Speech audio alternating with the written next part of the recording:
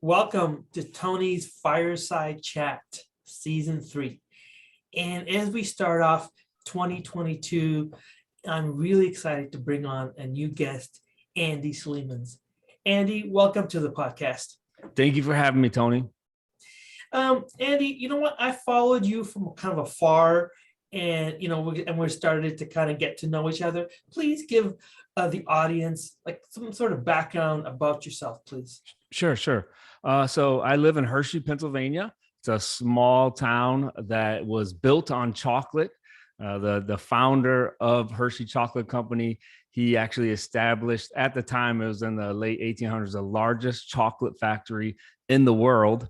And then he donated his entire wealth 40 years before he died to an orphanage that's actually right here in Hershey. So that's how I came to Hershey. I was a house parent at the school that he started. That small $40 million donation is now over $17 billion. So it's the largest kindergarten through 12th grade residential education school in the entire world. So it's a really special place. It's near and dear to my heart. My wife actually attended the school there. So that's where we are. We were doing that for 15 years. I honestly thought I was going to retire from there. Yeah. And I had a neighbor next door that started telling me about selling on Amazon. So this was back in 2011, 2012. She was flipping books. So she was going to library sales. She was going to thrift stores. And she would come over, she'd say, "Hey, Andy, I got this book for $5. I sold it on Amazon for $100. So they were textbooks, right? Mhm. And I just kept brushing her off. Well, she continued. She was persistent. And finally, 2 years later, I said, "All right, Amy, I'm going to look into it." And around 2000, toward the end of 2013, I started to look into it. And I was like, "Oh, man, this is crazy. This Amazon FBA program," because I'd done a little bit of eBay, but man, I hated shipping every single product. And then when I saw what Amazon did, I think it was around 2008, 2009, when they created their fulfillment centers, I'm like, oh man, the sky is the limit. You can actually scale a multi-million dollar business because you send all the products in. So that's when I started selling on Amazon. I kind of bootstrapped early on. I did what's called retail arbitrage, where you go to stores, you shop. I did online arbitrage. One of my early buys, I often tell people, was a Mater bubble blower mower. So I ordered, I think, about 150 of them, shipped to my house, and then I would send them into Amazon. Eventually progressed. Now I do private label. So just really blessed. I built 2 brands kind of early on. I've actually exited out of those. And now I'm all in on a current brand. 2020, we did 11 million. And last year, 2021, we did a little over 12 million. So excited to continue to blow that brand up. Wow, that's just it's such an inspiring story. And I was even inspired by what you told me about Hershey. Like, makes me want to come out there and visit, because it sometimes, you know what, it's more than just about the money, right? And yeah, absolutely. No, it's for sure. And, like I love the Amazon community. I love being a home-based business. So one of the things that attracted me to Amazon was the fact that my family could help me with my business, which they did early and often, early on in those younger days when we were doing all the packing and shipping out of my garage. I often tell people we homeschooled our kids. And so, we often say it was more like an Amish education, like work was part of their education. And so, yeah, that's one of the reasons I love Amazon. And the Mill Hershey story is amazing. It's kind of a well-kept secret, but the man was definitely selfless, gave away his entire fortune, now has impacted literally thousands of kids' lives.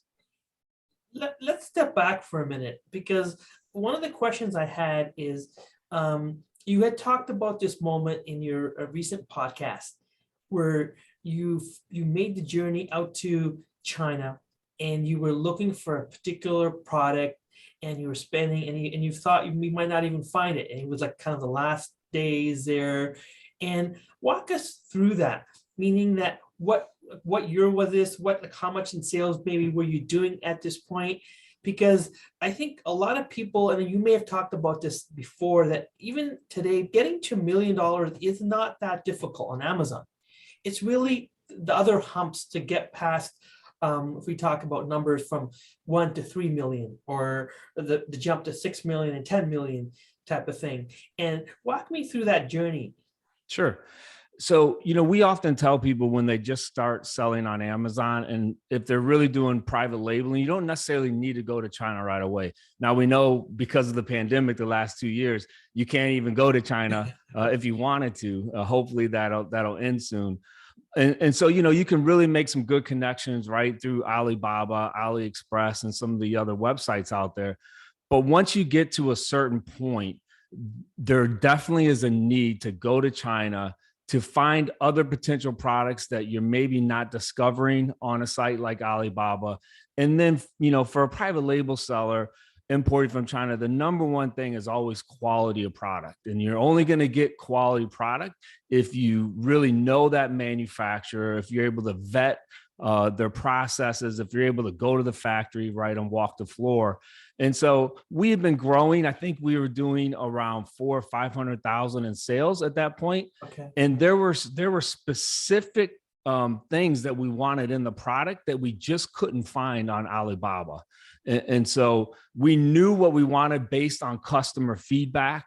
So, we often tell people, like, once you start selling, really pay attention to those reviews, pay attention to the messages from your customers, because they're gold in helping you create future iterations of your product. So that's what we were doing. We knew we had to make that trip. And it was my first time. We actually went to Canton Fair, my first time walking the floor there. And so I had exactly what, we needed in my mind. And I was there for 5 days. And if you ever been to the Canton Fair, it's huge. You average like between 10 and 12 miles a day of walking. And so, you're tired, it's hot. But the last day I woke up, and up to that point, I had visited thousands of booths, had not found what we were looking for. But I just woke up that morning determined, like, look, I do not want to leave China. I don't want to leave the Canton Fair without finding, because I know that this has to be out there. So, was walking the fair again. Toward the end of the day, I went into a section I hadn't been to before. At the very back, discovered this tiny little booth, and it wasn't extravagant. It was a very small factory. And sure enough, they had the exact product that I was looking for. We actually still work with that manufacturer today. He's our number one manufacturer. Wow. And it was discovered on day 5 walking the Canton Fair. And so, yeah, just again, super helpful to find those factories. As you know, it can be difficult working with manufacturers when you want to change the product. Chinese manufacturers just have a difficult time with that. And it can be a confusing and frustrating experience. So when you do find one, and we have found one with this factory, you really want to stoke that relationship. So that's what we've been able to do. Yeah. I wanted to ask you, since you don't really come from mentioning a really strong, maybe entrepreneurial background, and it's amazing the success that you've had. What is your take on finding products and product research? What's made you successful where other people are struggling for years? And are you actually looking for products, or are you doing the other way when people are searching for solving a problem or just discovering a market? Yeah, no, it's like I'm groping in the darkness. I've had a lot of failures. So, typical kind of business story. Like, in order to get to the success that we've had, I've had many, many product failures, right? That were the education. If you were going for a master's degree, you're gonna have to spend thousands of dollars, in order to really hit that successful product generally. And these are the most of the other folks that I talk to in the Amazon space. You're going to have a lot of failures. And I have definitely had my share of those. So a funny one that I often talk about is we were doing inflatables. And so they were really hot, these huge inflatable animal shapes, like a unicorn. And so we saw that they were hot. We came on it a year after they were really hot. Okay. But we wanted to differentiate our product. As you know, that's what you always want to do, try to differentiate. So we included a electric pump with ours. So at the time, because these things are huge, like you try to blow them up, you're going to pass out. And so, we said, okay, hey, let's include an electric pump with ours. We were the only one on Amazon that had these huge inflatables with an electric pump included. We got them. We probably beat the manufacturer up a little too much on price, and it's going to show in a little bit. So we got them in Amazon, got it listed, and man, those things shot down in rank. So they were like under 2,000 rank, right? We sold out of them. Wow. Probably within a week or a week and a half. We were like, oh man, we're going to be rich. So as they were selling, we had to place another order. So we went ahead and, put the deposit down, and then boom, the reviews start coming in. And it's like 1 star, and people are putting pictures, because these dumb inflatables, they would blow them up and then they would pop like within a day. So these are like $100 inflatables, right? And we went from hero to zero in about a week and a half, and we lost a ton of money. And that deposit that we sent, it was like a 30% deposit. We never got that back. So, many, many stories of product failures like that have led to the success. But what's your key? I mean, from learning from those experiences, what's the takeaway that you're able to implement quickly and scale that you have? Because a lot of times people are still struggling at that point where because they're not able to hear these stories, and they still feel they're being held back. Yeah. So, I think early on, we were just trying to find products. It didn't matter what niche it was in. We were trying to find products that were profitable. Okay. And so, that's what we were doing. So we were just kind of churning those wheels, silicone spatula sets, inflatables, trying to think of other ones. There were many. And so we weren't necessarily building a brand, right? But in that experience, we did launch one product that did really well. And we could see that niche, there was still a ton of opportunity there. And so that's when our vision got much clearer.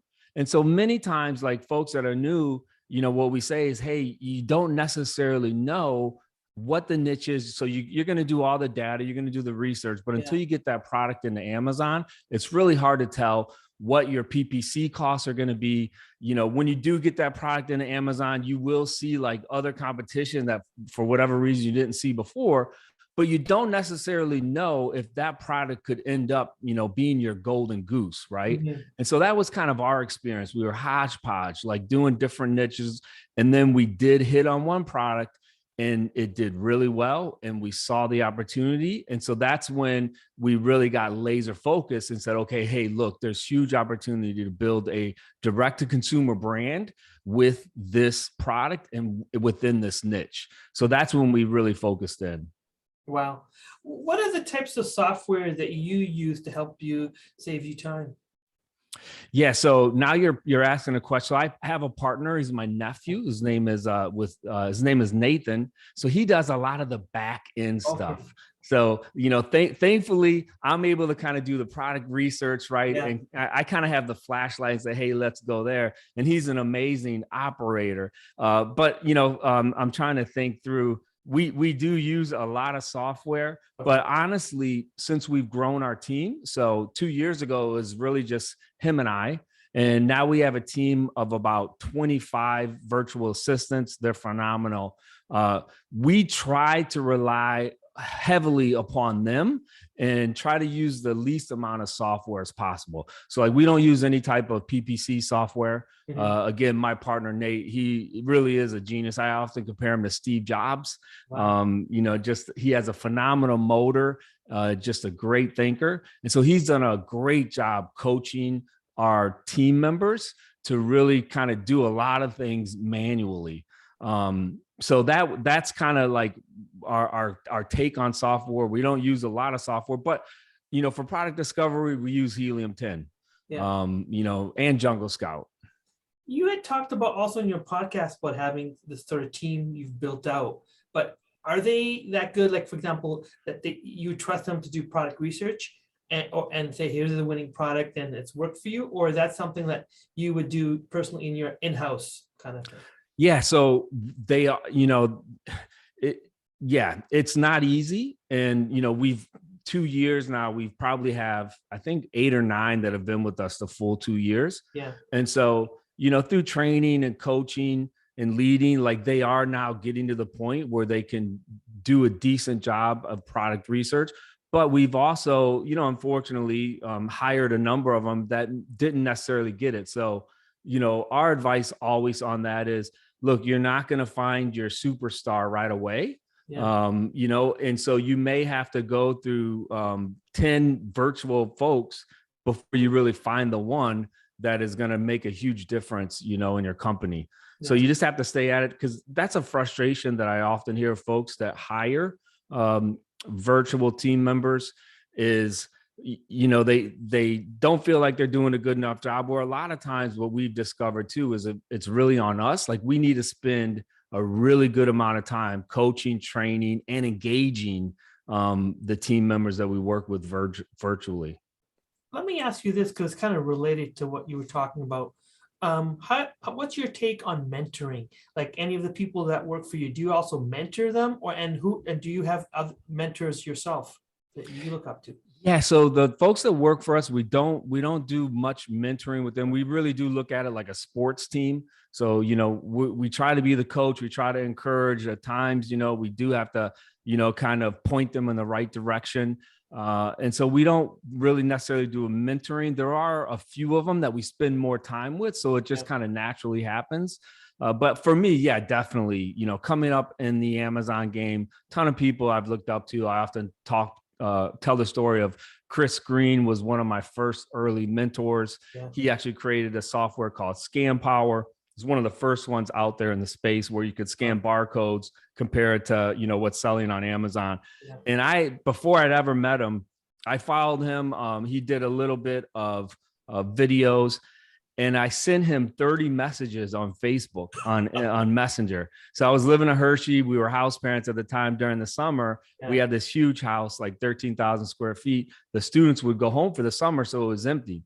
Yeah. So I sent him 30 messages, said, hey, Chris, want to invite you to Hershey. You can bring your family. It's a great tourist town, free of cost. You can do whatever you want, and you can have this entire space.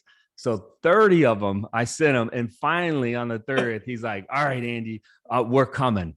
And so he did. He brought his family out. And that was kind of the start just of a great relationship with him. Hey, you know what? I just want to highlight that. That is such an inspirational story. 30 messages, right? Most people would have given up after a couple, even, right? And it's so inspiring. If you believe in something, you don't give up. And I love that. Let me ask you something you've been talking about, and it's kind of dear to my heart because I've seen good success in the realm of moving off of Amazon and getting success on your own website like Shopify. Yeah, so it was definitely new to us.